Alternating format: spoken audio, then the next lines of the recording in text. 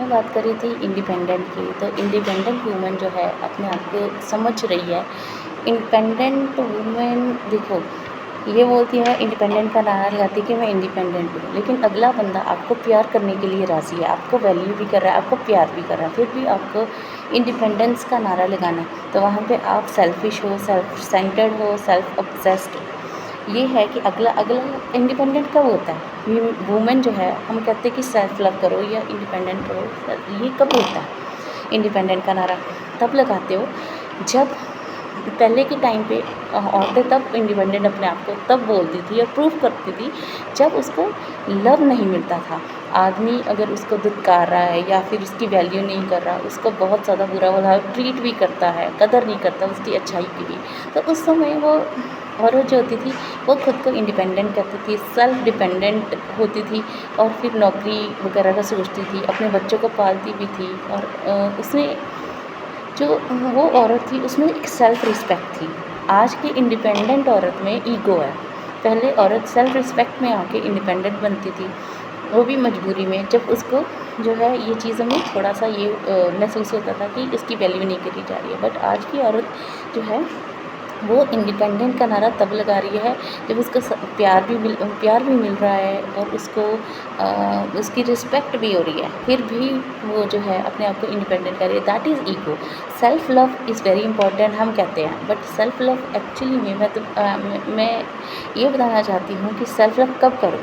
Self love तब करो जब आपको आपकी वैल्यू नहीं कोई कर रहा और आपको प्यार नहीं कर रहा, और फिर भी आप उस इंसान को बहुत ज़्यादा वैल्यू कर रहे हो, आपको फॉर ग्रांटेड ले रहा है और आपको गलत ट्रीट कर रहा है, फिर भी आप उसके अंडर लग रहे हो और अपनी सेल्फ रिस्पेक्ट को गवा रहे हो। वहाँ पे हम कहते हैं सेल्फ लव पहले करो, वहाँ पे अपने आप के बारे में सोचो, सेल्फ लव करो। बट जो ये आजकल की औरत है वो जो है वो सेल्फ लव का कुछ और ही मीनिंग ले गई हैं। उसका मीनिंग जो है उसका वो ये ले गई हैं कि अब खुद से ही प्यार करो, सेल्फ ऑब्सेस्ड हो गई हैं, सेल्फिश और सब सेल्फ ऑब्सेस्ड इस सेल्फ लव के चक्कर में। तो उनको लगता है कि सेल्फ लव करना, हम बोलेंगे कि आई लव माई सेल्फ, तो that is very very good, क्योंकि दुनिया तो यही कहती है सेल्फ लव करो। बट वो कब कहती है? तब कहती है जब आपकी वैल्यू नहीं कोई कर रहा। लेकिन जब आपको सारे वैल्यू भी कर रहे हैं, आप फिर भी उनको प्रायोरिटाइज़ ना करके अपने आप को प्रायोरिटाइज़ कर रहे हो और कहते हो कि I love myself, that means you are self obsessed, you are selfish and emotionless definitely, और सिर्फ खुद की पड़ी होती है। जो अब आज की औरत जो अपने आप को कह रही है आई लव माई सेल्फ, तो इसका मतलब ये है कि वो बंदी सिर्फ अपने आप के बारे में सोच रही है, वो आदमियों के बारे में नहीं सोचती, और उसको ये हो रहा है कि मैं कैसे भी करके, मतलब मुझे जो चीज़ चाहिए, जो चीज़ मैं चाहती हूँ वो चीज़ मैं पा के रहूँ, भले ही उसके लिए मुझे अगले की बलि ही क्यों न चढ़ानी पड़े। तो आदमी की बलि भी चढ़ाने को वो उसको यूज़ भी कर रही है, आदमी को यूज़ भी कर रही है। मैं बार बार बोलूँगी कि हर औरत की बात नहीं कर रही हूँ, मोस्ट ऑफ दी वुमेन जो है आजकल की मेंटालिटी यही हो गई है। सेल्फ लव, इंडिपेंडेंस का मतलब, वुमेन एम्पावरमेंट, फेमिनिज़्म का मतलब बिल्कुल ही गलत तरीके से लेके जा रही हैं, जो कि मुझे लगता है कि उनको मीनिंग जानने की सबसे ज़्यादा ज़रूरत है कि women empowerment, feminism, self love, self dependence, ये सब चीज़ें होती क्या हैं? सेल्फ लव ये क्या होता है? ये कब करना होता है? ये तब करना होता है जब आपकी कोई और वैल्यू ना करे। जब आदमी आपको प्रोवाइड करने को तैयार है, हस्बैंड है, वो कहता है कि मैं तेरे को प्रोवाइड करूँगा, मैं सब कुछ करूँगा, बट तू घर को बस सँभाले, इतना बोलता है। तो वो फिर भी यही बोलती है कि तू होता कौन है? मैं कमाऊँगी, मैं इंडिपेंडेंट हूँ, नहीं तो तेरे को छोड़ के चली जाऊँगी। This is her statements. तो यहाँ पे वो गलत जाती है। वो पहले के टाइम पे भी जब आदमी ये बोलता था ना कि तू घर में करती ही क्या है, डेफ़िनेटली हमें पिंच होता था, ये हर औरत को पिंच होता है। जब वो बोलते हैं कि तू तो काम ही नहीं करती है, घर में काम ही क्या होता है, मैं कमा के लाता हूँ, उसका ईगो होता था। वो एक मेल डोमिनेंट सोसाइटी भी तब होती थी, और डेफ़िनेटली वो चीज़ इसलिए बोलता था, वो इसलिए नहीं बोलता था कि तू कमाना शुरू हो जाए, वो इसलिए नहीं बोलता था, वो इसलिए बोलता था क्योंकि इसको अपनी एक डोमिनेट कर सके, उसको अपने आप का दिखा सके कि देख मेरी कितनी वैल्यू है, उसको ये एहसास दिला सके कि देख मैं क्या कर सकता हूँ, और वो चीज़ गलत थी। इसी वजह से जो है औरत को गुस्सा आया। वो कहती है कि हाँ भी मैं क्या करती हूँ तुझे मैं दिखाती हूँ, तुझे ये वैल्यू नहीं है, मैं अब नौकरी करके दिखाती हूँ। इसीलिए जो है औरत ने ये चीज़ को एक चैलेंज के तौर पे लिया और मैदान में आई और नौकरी करना शुरू हो गई। तब तक तो ठीक था, ठीक है। और औरत ने जो है आदमी को दिखा दिया, कर दिखाया।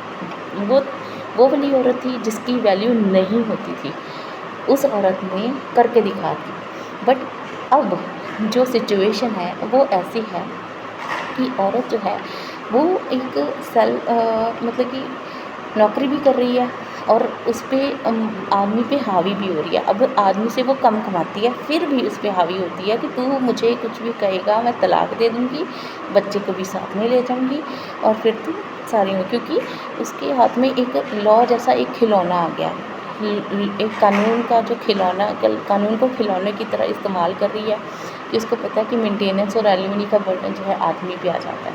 तो इस वजह से वो जो है बहुत ज़्यादा वुमेन एम्पावरमेंट का जो है फ़ायदा उठा रही है।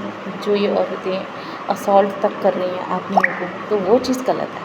वहाँ पे आदमी अपने आप को बहुत ज़्यादा असहाय महसूस कर रहा है और उसको आज के टाइम पे आदमी हर तरीके से ढलने की कोशिश कर रहा है। आदमी को परिवार चाहिए, औरत भी चाहिए, परिवार। वो इंडिपेंडेंट का नारा नहीं, कभी आदमी ने नहीं बोला कि मैं इंडिपेंडेंट हूँ, तू जा। आज के टाइम पे तो बोल ही नहीं रहा कोई। आज के टाइम पे तो यही कहते हैं कि भाई मैं प्रोवाइड करने को तैयार हूँ, तू बस मुझे 2 वक़्त की रोटी खाने के लिए दे दे, मेरे घर को सँभाले, घर को घर बना दे, मेरे बच्चे को पाले। मैंने काफ़ी औरतों के कमेंट में यही देखा है कि आदमी जो है वो जॉब वाली ढूंढ रहा है। कौन सा आदमी है जो जॉब वाली ढूंढना चाहेगा आज के टाइम पे? सबसे पहली बात है कि जो जॉब वाली हो रही है या तो जॉब तब करती पहले के टाइम पे जो भी नौकरी करती थी ना वो औरत ज़िम्मेदार होती थी और वो आदमी के साथ कदम से कदम मिला के चलती थी और उनको दोनों एक दूसरे के साथ ग्रो होते थे। दोनों खर्चों में इक्वल जो है कंट्रीब्यूशन भी करते थे पहले के टाइम पे। और उनको ये नहीं होता था कि हम खर्चा कर रहे हैं, मतलब कि मैंने अपने लिए खर्चना है।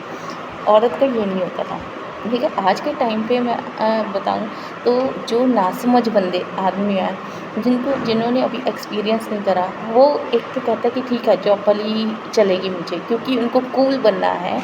उनको लगता है कि मैं औरत का साथ दूँगा तो मैं एक कूल आदमी जो है कहलाऊँगा। मैं उनको इमैच्योर कहती हूँ, इमैच्योर। जो आदमी जो है जॉब का सिर्फ तभी बोलता है जब औरत के बहुत ज़्यादा एक्सट्रीम खर्चे होते हैं। उस समय वो बोलता है कि तू मतलब अपना खर्चा खुद निकाल, तू खुद जॉब कर और तू अपना खर्चा खुद निकाल, मेरे से मत माँग। तब वो मजबूरी में आके जॉब का बोलता है। अदरवाइज़ कौन आदमी है जो खाना खाने का प्रेफ़रेंस नहीं, कौन आदमी है जो मेड पे डिपेंडेंट, अगर मेड पे ही डिपेंडेंट होता तो वो शादी ही क्यों करता? ऑब्वियसली उसको परिवार चाहिए, वो चाहता है सिर्फ़ मेड के भरोसे पे चल खाना भी औरत बना ले, बट बच्चा रुल जाता है, बच्चा बिल्कुल ही निग्लेक्टेंट हो जाता है, बच्चे को वो संस्कार नहीं मिल पाते, बच्चे को एक मदर की ज़रूरत होती है, वो मदरली लव नहीं मिल पाता। वहाँ पे जो है बच्चे को संस्कार नहीं, बच्चे को क्या दिख रहा है कि मेरी माँ कमा रही है, मेरी माँ पैसे को अहमियत दे रही है, मेरे को मटीरियलिस्टिक चीज़ें दे रही है। उसको लगता है कि शायद यही लाइफ है, शायद यही चीज़ है कि यही प्यार होता है। और बाद में वो मटीरियलिस्टिक चीज़ों में ही लव ढूँढता है और इमोशंस उसमें भी डेवलप नहीं हो पाते हैं। उसको होता है कि मेरी माँ ने मुझे सारी ज़िंदगी प्यार नहीं करा, मुझे इमोशंस नहीं सिखाए, तो मैं भी उससे नहीं करूँगा। आगे जाके जब आप बुढ़ापे में आओगे, औरतें भी बुढ़ापे में आएँगी, उसको बच्चे की सबसे ज़्यादा ज़रूरत होएगी, बी इट अ गर्ल और बॉय, दोनों ही केस में औरत या हो या बच्चा हो, लड़की हो या लड़का हो, इसमें इमोशंस ख़त्म हो जाते हैं जब देखते हैं कि मेरी माँ ने हमें पूरी ज़िंदगी नहीं पूछा, सारी उम्र वो नौकरी के पीछे भागती रही, जॉब के पीछे, बट हमें प्यार नहीं दिया। तो वो भी हार्टलेस वैसे ही हो जाता है और बाद में फिर अपनी मदर को या अपने पेरेंट को जो है वैसे ही ट्रीट करता है। तो ये चीज़ हमको समझने की ज़रूरत है कि आने वाली जनरेशन में हम क्या जो है एग्ज़ाम्पल सेट करें, जिससे कि जो और बच्चों में भी इमोशंस आए। सबसे पहली बात, आदमी जो है उसको बस नौकरी वाली नहीं चाहिए, ये गलतफ़हमी है। स्पेशली जिन्होंने एक्सपीरियंस किया है या फिर आज का जो माहौल है, जहाँ पे भी आप पूछोगे, आदमी को एक सिंपल औरत चाहिए जो कि एक लॉयल पार्टनर हो और घर को सँभाले, और खाना वगैरह भी डेफ़िनेटली, खाना एक ऑपरेशन, खाना बनाना ऑपरेशन नहीं है, ये वुमेन के दिमाग की उपज है कि खाना बनाना एक ऑपरेशन होता है, ऐसा कुछ नहीं है।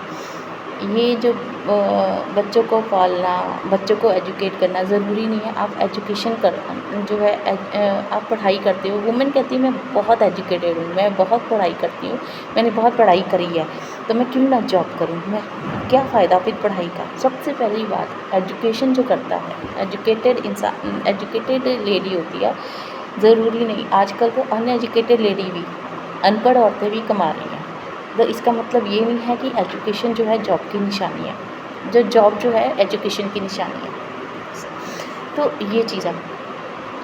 अब एजुकेशन हमें को इसलिए रिक्वायर्ड होती है क्योंकि ताकि हम आने वाली जनरेशन में अपने बच्चों को एजुकेट कर सकें। एजुकेशन हम इसलिए कर लेते हैं ताकि हम हम्बल और ग्राउंडेड हो सके। जो हमने पढ़ाई में करा है, बुरा मत सुनो, बुरा मत बोलो, बुरा मत करो। फिर जो वैल्यूज़ हमने सीखी है कि honesty is the best policy, always be truthful, और ये सारी चीज़ें, और always throw the garbage in the dustbin, ये सब चीज़ें हमने जो पढ़ाई करी है, एजुकेशन में ली है, तो वो चीज़ हम अमल करें। एजुकेशन हमें हम्बल, मैनर्स, ग्राउंडेड, ये सब चीज़ें देती है, वैल्यूज़ देती हैं, और वही एजुकेशन जो है अगर हमें है और हम इनकलकेट कर सकते हैं हमारे बच्चों में। एजुकेशन इसलिए होती है, जॉब करने के लिए नहीं। जॉब इसलिए तब करो जब बहुत मजबूरी है, आपको फाइनेंशियल क्राइसिस है, या फिर आपको कोई सुना रहा है। अब आपका अगर हस्बैंड सुना रहा है, आपके इन-लॉ सुना रहे हैं कि तुम घर पे वेली बैठ गई, फिर आप जॉब करो, बेशक करो। पर अगर वो डिमांड कर रहे हैं कि हमको एक होगी, मैं अच्छा खासा कमा रहा हूँ और मैं तेरी नीड्स भी पूरी कर दूँगा, तू बस घर को देख ले, बस इतना कर ले, तो डेफ़िनेटली वहाँ पे मुझे नहीं लगता कि औरत को इतना सोचने की ज़्यादा ज़रूरत है। आदमी जो है प्रोवाइडर, उसको अच्छा लगता है, वो पूरे घर के बारे में सोचता है, फैमिली के बारे में सोचता है।